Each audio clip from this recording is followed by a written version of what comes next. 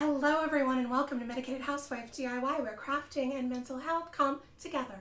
My name is Sarah. In today's DIY video, we are making an unreal Dollar Tree Jenga Block wood tray. Much like the Jenga Block bowl, the Jenga Block hanging bowl, and the Jenga Block Cornucopia, we are using the tumbling tower blocks from Dollar Tree to make this very large tray, or platter, depending on how you use it.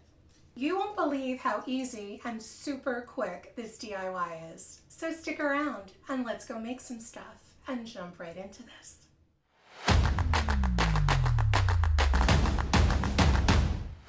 In today's DIY video, we are making this unreal Dollar Tree Jenga Block wood tray using tumbling tower blocks from Dollar Tree.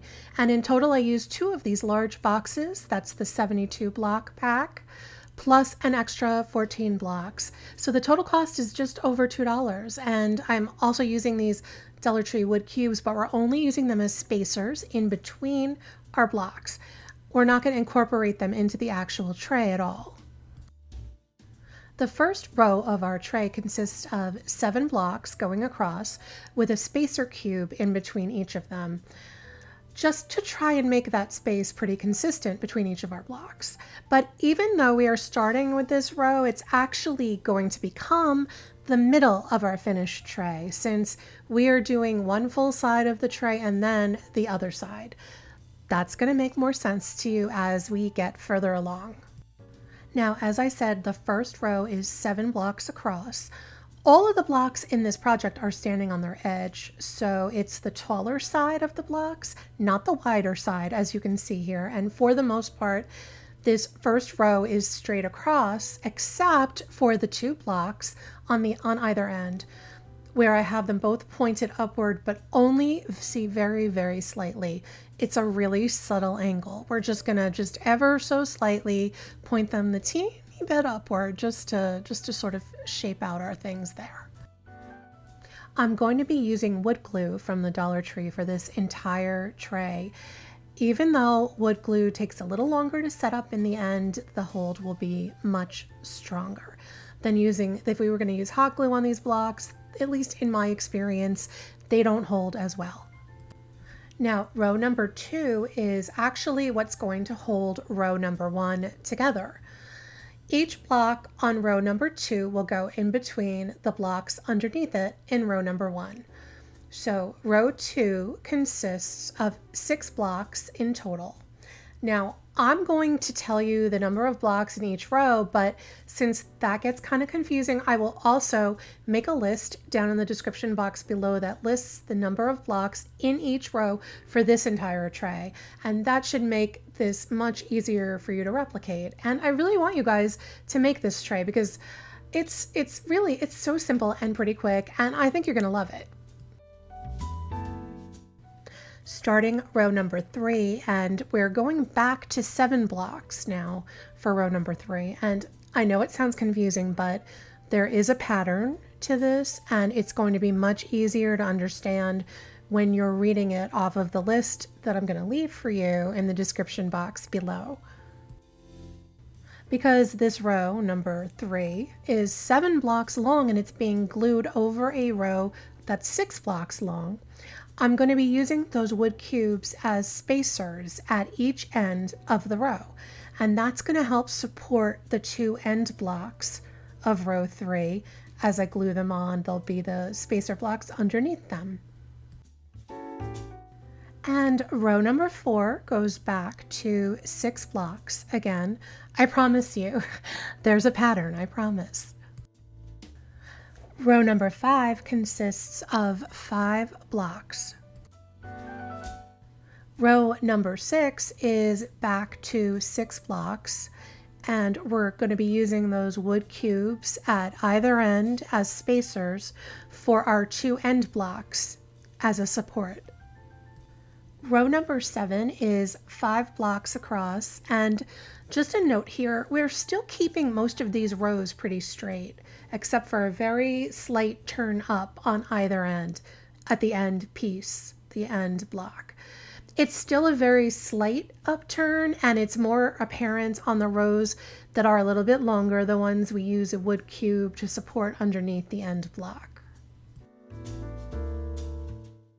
Row number 8 is only 4 blocks across. And row number 9 is back to 5 blocks. Row number 10 is 4 blocks. Row number 11 is 3 blocks. Row number 12 is 4 blocks again, and we're using the wood cube as two wood cubes as spacers to support the end blocks, the ones that have nothing underneath them. Starting on row 13, we're using 3 blocks, but row 13 is where we start angling the remaining rows upwards. And what I mean by that is that each of these 3 blocks is glued down just a tiny bit toward the middle of the block beneath it. Not really halfway up, but almost halfway, if that makes any sense. It might be easier to understand if you just watch it. Row 14 has only 2 blocks, but we're still doing that upward angle by gluing them a little bit higher up on the blocks beneath them. Row 15 has 3 blocks, and we're using the spacers underneath them again, as well as continuing to angle them slightly upward. Row 16 has 2 blocks, and row 17, although you can't see it, has 1 block. And both of those rows continue that small upward angle that we've been doing. And that's going to complete the first side of the Jenga block tray. You should give this time to set at least an hour, possibly 2, before beginning on the other side. So we've given our half a tray time to set, and we're beginning to build the other side. So for the sake of simplicity, although we are technically starting in the middle of the tray, when I refer to the row numbers, we're going to call our starting row, and that's the row we start on top of the existing middle row. We're going to call that row number 1. So for our row number 1 on the second side, we are using 6 blocks, and those are going on top of the existing 7 blocks that were already there. And on this side, we are also going to continue on the end blocks of each row to just slightly angle them in toward us, but not a lot, just slightly. And just a note that to do this second side of the tray, I'm balancing it on my table there in between a couple of tumbling tower block boxes and a vase that's been weighted down with a box of blocks. It's important that the tray is well supported because it's basically resting its full weight on top of that one lonely little block all the way on the other end. So while I'm still working on this first row, I wanted to say that we are doing this Jenga block tray very much like we did both the original Jenga block wood bowl and also the hanging Jenga block bowl. I will link those 2 videos in the description box below. If you haven't seen them, they are definitely worth a watch, but we did those using the same technique. We're doing one full side and then turning it over and doing the second side starting from the middle of our project. This tray is no different, and I hope you guys like the outcome as much as you liked the bowls. Row number 2, we are going back up to 7 blocks, and at this point I started using Jenga blocks as spacers at the end of my rows that needed support underneath them instead of those wood cubes. I also had a near miss with my tray almost falling down, so please be aware of that and make sure that your tray is standing securely and has something nice and heavy in front of it and behind it so that doesn't happen to you. Now I'm going to speed this up because you don't need to see all of this a second time for this second side of the tray. And remember, I will list the number of blocks in each row down in the description box below.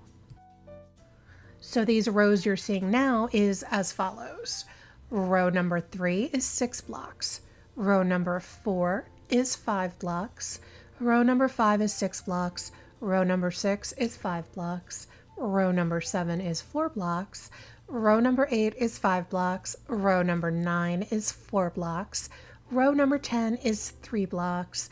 Row number 11 is 4 blocks. Row 12 is 3 blocks, and that's where we begin the angling inward toward you, gluing each block just shy of halfway down the block beneath it, same as we did on the first side of the tray. Remember, we are also still slightly angling in each of our end blocks so that our tray will have a slight angle upwards at the very end. So to end this tray out, row 13 is 2 blocks and we're still angling inward. Row 14 is 3 blocks, still angling. Row 15 is 2 blocks, still angling in. And row 16 is the final row and it's 1 block, also angled inward.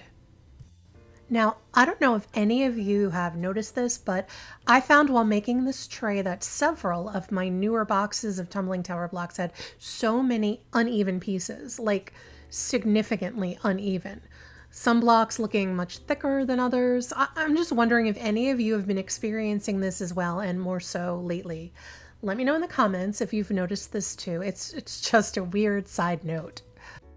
After all my blocks are glued, I decided that the tray could use some height to it. So I made 3 rows of blocks glued end to end and glued 1 row of the 3 on top of another row. Did this twice to make a set of legs to raise my tray up slightly, and I glued them underneath the tray off camera. Using the wood stain from Home Depot in the color Early American, I started staining the legs for the tray, and then I went ahead and stained the entire tray, both the front and the back. I will say, and this is totally my own opinion, I regretted not pre-staining all of my blocks before I assembled the tray. In general, I feel like all the Jenga block projects look so much better and professional when the blocks are stained before gluing them. When I stain my wood blocks after I've glued them, they never look as good. And the little bits of glue, they either don't take the stain fully or they look different than the rest of the blocks. Just consider staining all your blocks first. I know I will definitely do that for whatever my next Jenga block project is. Let me know in the comments, how do you feel about that? If you agree, if you disagree, let me know. And this is how my unreal Dollar Tree Jenga Block Wood Tray turned out. Considering this project takes about 2 hours to do, not including the drying time, I love the way it looks. I love that it has some height, and like the Jenga Block bowls, it's super versatile. This tray can be styled for a modern look, or you could go rustic with it too. I even think with the right accessories, you could get a really boho look with this. You could use this as a tray or as a platter or a centerpiece on your dining table. I also think with the right paint and stain, you could give this a gorgeous farmhouse or cottagecore vibe.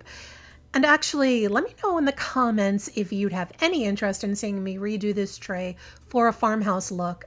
I do have some ideas. I hope you enjoyed this Dollar Tree Jenga Block Tray DIY. And again, I will list the number of blocks for each row in the description box below. Thank you for watching this Medicated Housewife DIY video, and if you enjoyed it, please hit the like and subscribe buttons. Until next time, I'm a Medicated Housewife, and crafting is my medication.